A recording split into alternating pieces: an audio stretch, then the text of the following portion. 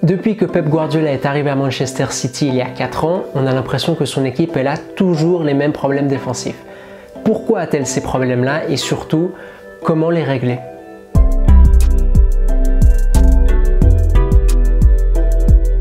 Hey, j'espère que vous allez bien, j'espère que votre équipe préférée va bien.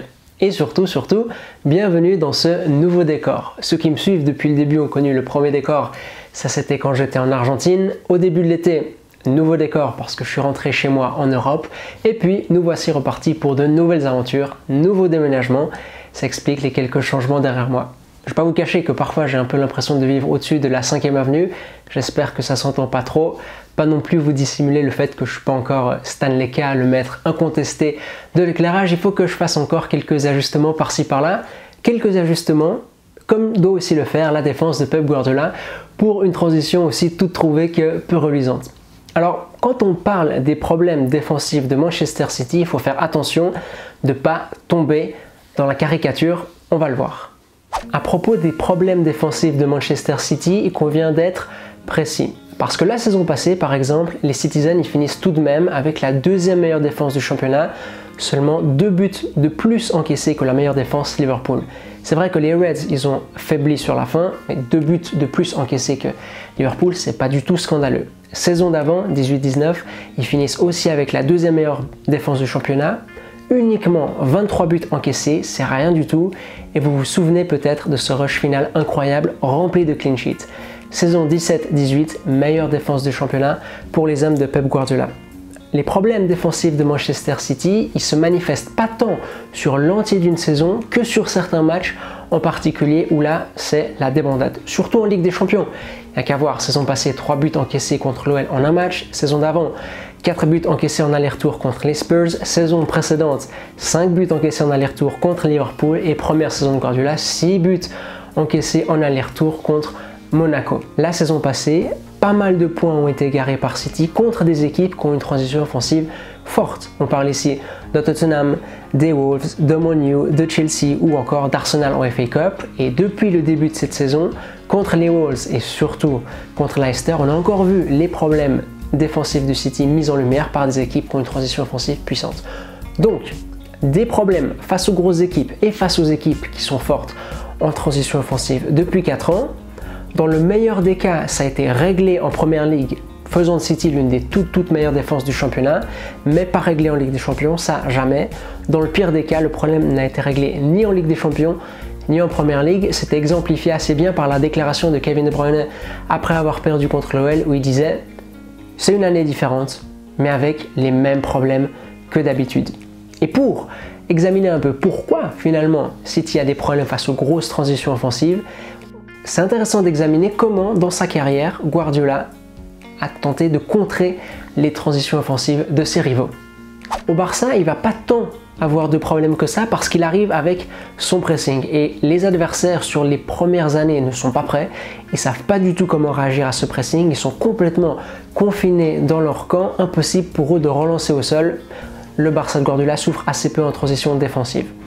Au Bayern, sur les premiers mois, changement de paradigme complet.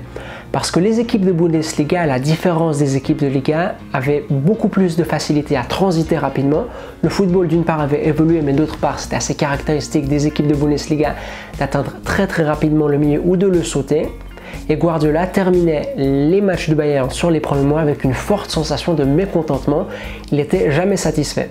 Jusqu'au moment où, lors de sa première saison, il a cette idée assez fantastique de placer les latéraux à l'intérieur du jeu, à la construction. Et comme ça, une fois qu'on aura perdu le ballon, ils seront déjà là pour gérer ce que Guardiola appelait les hommes décrochés, les joueurs adverses, que l'entraîneur adverse acceptait de laisser haut sur le terrain et pas faire participer au travail défensif pour rapidement les trouver en cas de transition offensive. Enfin, lorsqu'il arrive à Manchester City, il va rencontrer à nouveau des problèmes parce que la différence des équipes de Bundesliga, les équipes de Première Ligue n'ont aucun problème pour contourner le pressing adverse, à jouer long, à balancer devant même et à jouer ensuite les seconds ballons. Et ça, c'est un truc qui ne rentre pas dans la tête de Guardiola durant un temps.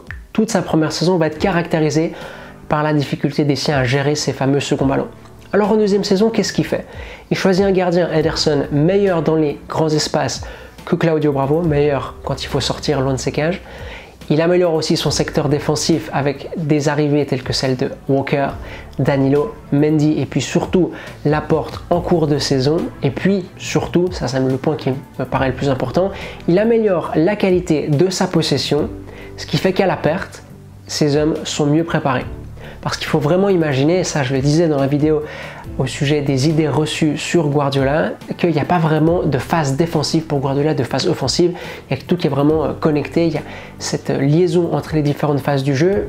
Si tu attaques bien, tu vas perdre le ballon d'une façon moins pire que si tu attaques mal. Si tu attaques bien, tu vas perdre le ballon avec plus d'effectifs prêts pour contre-presser. Et si tu arrives à contre-presser, tu défends mieux, tu t'évites de devoir ensuite défendre dans de trop grands espaces. Ça allait bien durant les 2 saisons où il gagne le titre.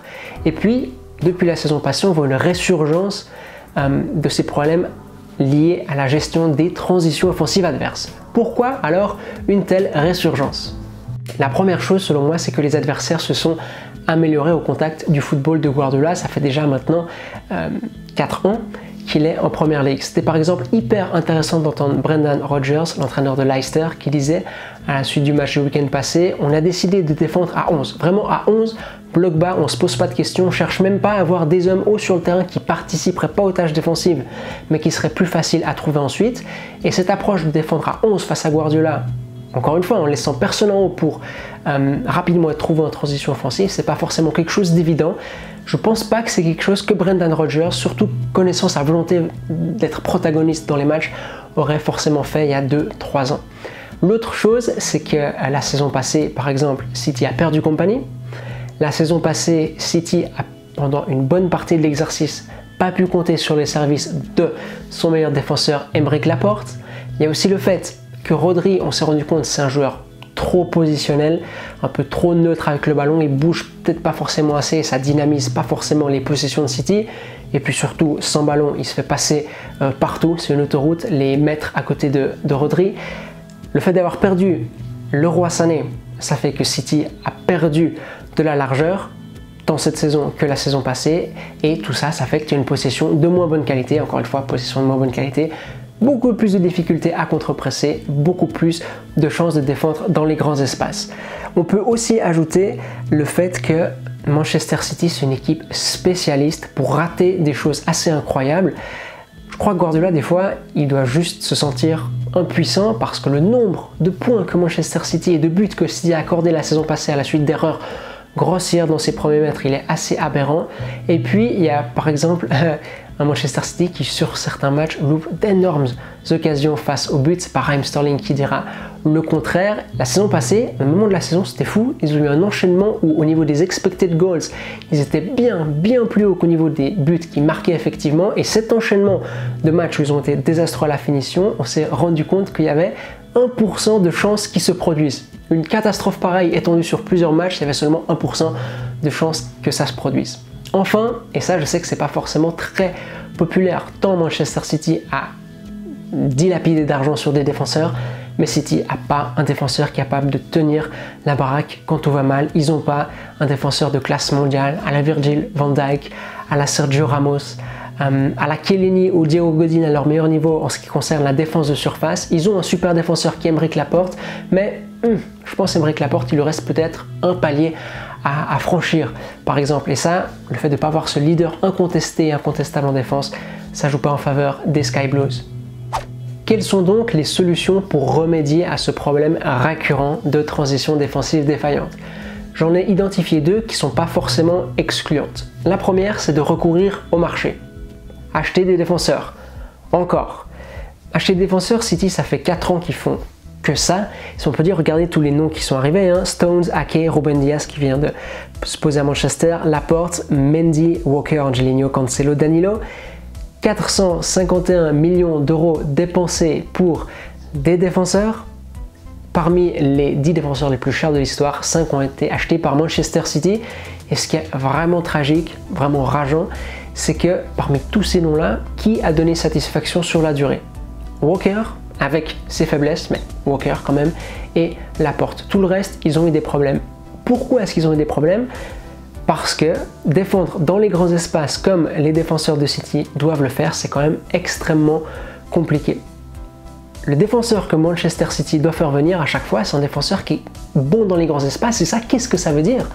Ça veut dire qu'en tant que défenseur, tu dois être meilleur dans les grands espaces que les attaquants adverses, sachant que les grands espaces, c'est le milieu de vie privilégié des attaquants, logiquement, parce que les attaquants, ils sont rapides et quasiment tous les attaquants du monde sont plus à l'aise dans les grands espaces que dans les petits. Quelques exemples, cette fois-ci, un Lucas Hernandez, tout rapide qu'il soit, dans les grands espaces, évidemment, il a de la peine. Un Sergio Ramos, l'un des tout meilleurs défenseurs du monde, dans les grands espaces, c'est pas rare qu'il se fasse avoir par des attaquants en Liga dont on connaît à peine le nom. Mais parce que la marge d'erreur, elle est vraiment réduite. Un Gerard Piqué, enfin, lui, si vous lui mettiez Semedo à ses côtés ou un Alex Vidal, qui laissait de l'espace dans leur dos, c'est sûr qu'il allait avoir un match extrêmement compliqué parce que quand vous devez défendre dans de tels mètres carrés, ce que font vos coéquipiers autour de vous, c'est central, c'est vital. Vraiment très compliqué. Pour ne rien arranger, Van Dijk, le meilleur défenseur du monde dans cette filière-là, City l'a laissé échapper. Ils étaient sur le dossier, ils n'ont pas voulu mettre l'argent. C'était le joueur à prendre, ils l'ont raté. Van Dijk, meilleur défenseur du monde dans les grands espaces avec Raphaël Varane, je pense. La deuxième solution, c'est une solution que j'ai appelée globale. Pour comprendre ça, on peut prendre l'exemple des deux derniers champions d'Europe. Le Bayern, comment est-ce qu'il gère l'aspect défensif? Pour reprendre une expression du journaliste Philippe Auclair que j'aime beaucoup, le Bayern, c'est une équipe qui n'a pas peur d'embrasser le chaos ambiant. La prémisse des Bavarois, elle est assez simple.